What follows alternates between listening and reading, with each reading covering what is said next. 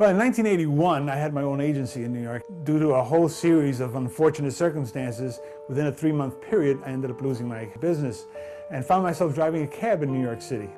So in 1984, I had an agency again. So I started sitting there and playing with this little thing called Mac Paint, and I played around, did a little box, everything was cool until I saw fat bits, which allowed me to zoom into the pixel level. And that's when I realized that this was it. This was the future, this was my medium. Now, every time that I painted, I pretty much painted for the screen because I would use colors that were so vibrant that they wouldn't print. Damon was the first image that I did with the print in mind, because the 9600, I saw size. I saw 40 inches on the width and as long as the roll, so I thought panorama. When I got into Damon, now I was dealing with this massive panorama. It was 40 inches by 10 feet. And the flattened file for that was 1.7 gigabytes. So fortunately, the machines had gotten powerful enough to hold it, and the printers were holding every bit of detail, so it was forcing me to get far more detail than I was getting before. Now, most of my files are compiled of many different files and sub-files. Like something like Lunch in Tiburon, the salt shaker itself is 4 different files. The accumulation can be somewhere in the 2,000 to 3,000 layers per file.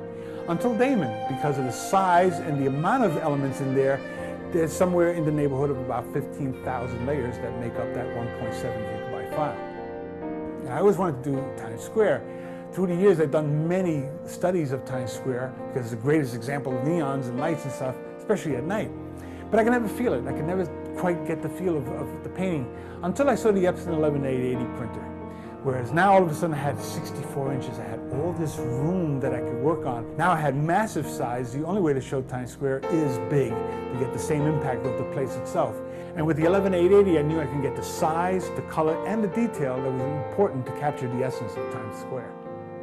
The finished piece now is made up of thousands of individual files, each containing hundreds of layers. And doing an overall guesstimate, there's somewhere in the neighborhood of about 750,000 layers between Illustrator and Photoshop.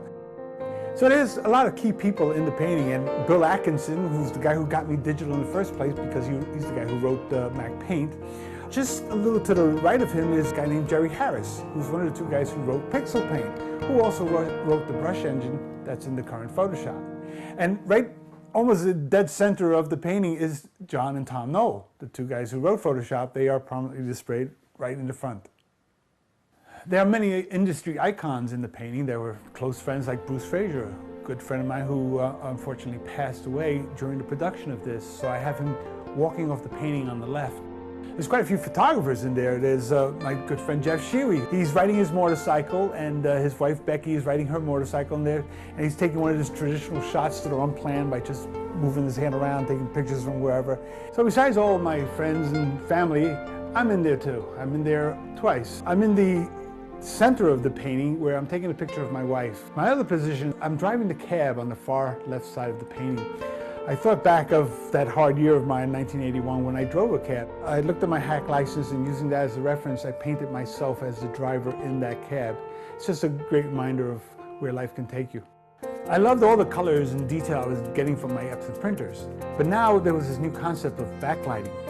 And the display materials that we had then for inkjets, they weren't working. The blacks, which are so crucial for a night scene, were grays. The colors weren't as brilliant as I was hoping to get. Epson comes up with this DisplayTrans material.